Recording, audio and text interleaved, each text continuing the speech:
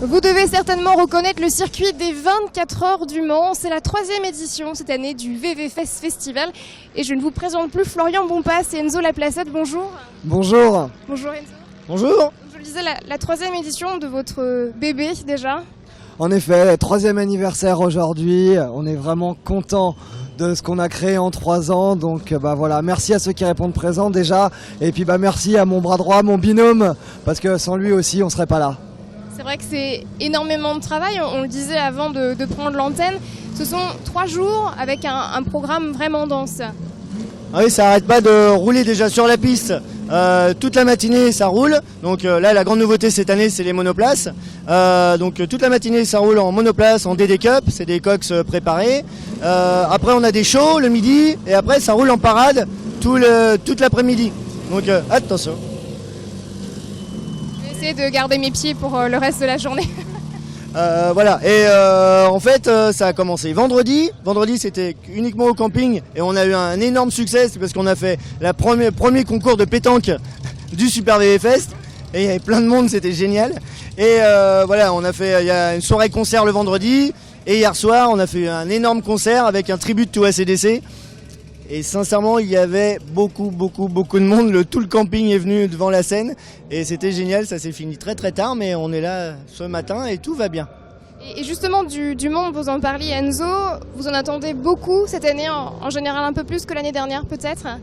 Là, on n'a pas encore les chiffres définitifs, mais vu le nombre de voitures qu'on avait hier pour la grande parade, je pense qu'on a battu un beau record. Et on attend encore beaucoup de spectateurs aujourd'hui. Il y avait déjà la queue ce matin pour rentrer.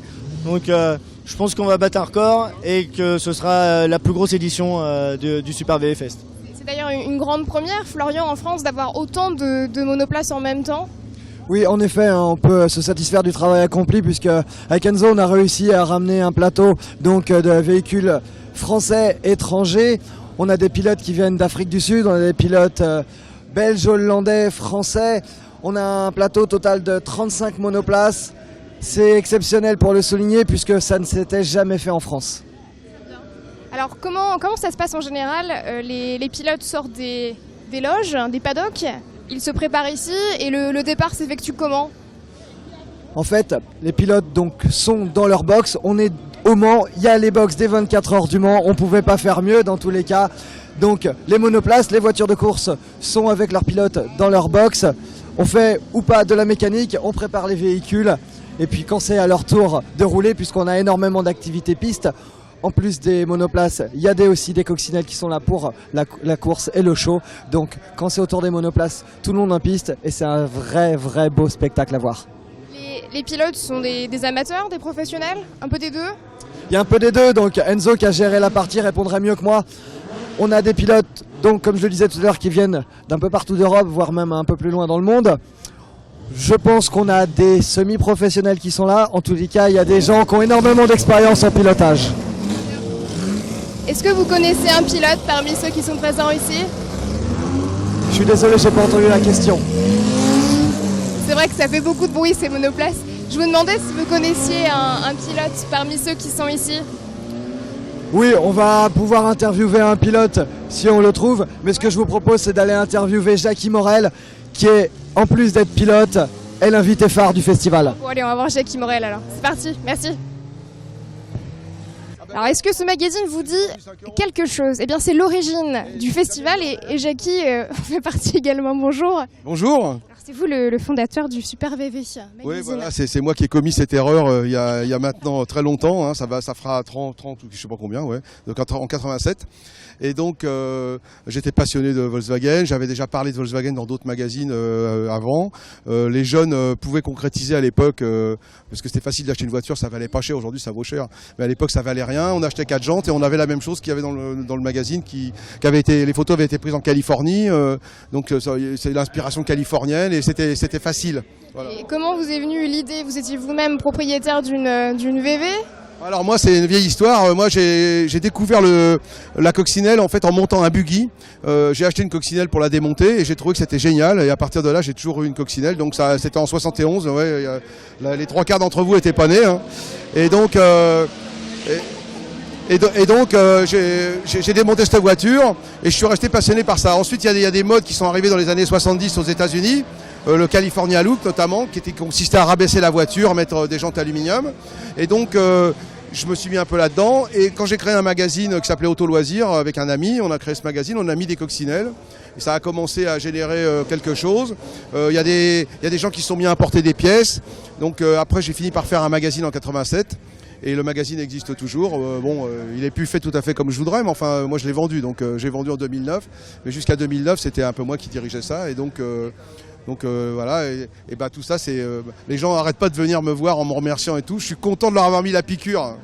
C'est une belle erreur alors. Ouais, c'est une belle erreur. Voilà. Alors aujourd'hui, ça a donné lieu à ce rassemblement repris par Florian et Enzo. Et vous êtes bien l'invité d'honneur aujourd'hui.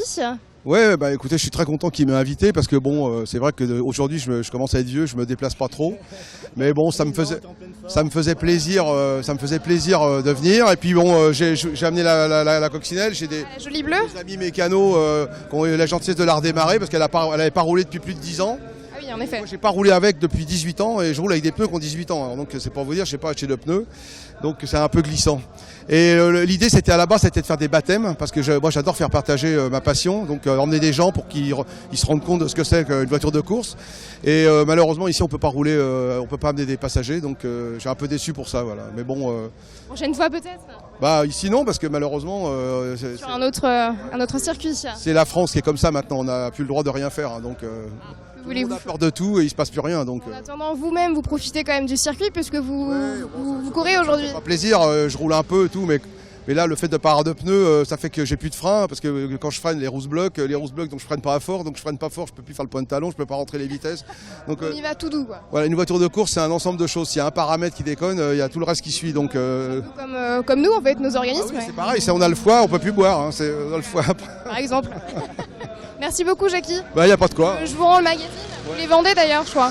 Je vous rends le même ici. Merci, madame. Enzo, Flo, je vous retrouve. On continue un petit peu dans les paddocks. Merci encore, Jackie.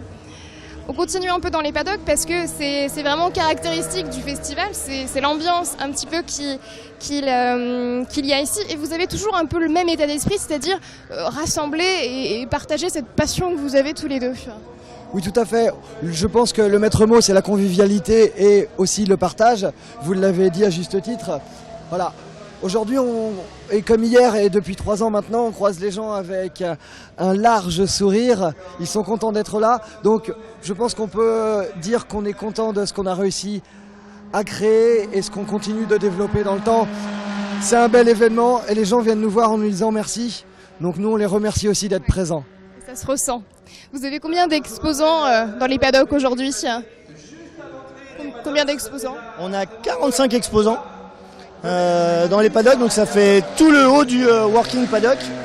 Et je pense qu'on en a 10 de plus que l'année dernière. Donc on a tous les plus gros en France et même à l'étranger. Là c'est des exposants de Hollande, on a des Anglais, on a des Belges, on a des Allemands. Et les plus gros Français sont là aussi. Donc, vous commencez à toucher vraiment toute l'Europe avec ce festival. Ah oui, complètement. On fait partie des 3 plus gros en Europe avec le Bug Show et le Bug-In. Voilà, donc qui sont présents aussi. Ils sont tous là. On est une grande famille, donc ils font la promo de leur festival ici. Et nous, on va là-bas pour faire la promo aussi de notre festival. Tout se passe bien, on travaille ensemble et c'est vraiment super. Il y a une bonne mentalité dans tout ça. Ouais. La préparation du festival, vous commencez à y penser quand? On réfléchit à comment on va créer le festival, comment on va le développer à partir de septembre en général, où là on se met autour d'une table avec notre graphiste et nos photographes pour donner la direction de la communication du nouvel événement. Donc il est fort probable qu'en septembre prochain, donc dans quelques semaines, on se penche déjà sur l'édition numéro 4. D'accord, donc c'est presque une fois que le festival est terminé, on pense déjà à la suite en fait. Voilà, tout à fait. On prend 3-4 semaines pour souffler, pour passer un peu du temps avec nos amis et nos familles. Et après, on se remet tout de suite dans le bain. Et puis on continue donc septembre à juillet à fond. On voit aussi beaucoup de motards qui circulent. C'est un peu le même état d'esprit? Alors en fait, c'est les 2 stunters officiels du Super VV Festival. Il y en a un qui est suisse et l'autre qui est du Mans, Stunty. Voilà, ils nous font un petit show ce midi, comme hier, voilà, et ça dure un petit quart d'heure. Le midi, il y a donc le show de midi à midi et demi. Il y a une cox qui fait du drift, donc elle fait un gymkhana, du drift. Ça fait beaucoup de bruit, beaucoup de fumée, c'est super sympa.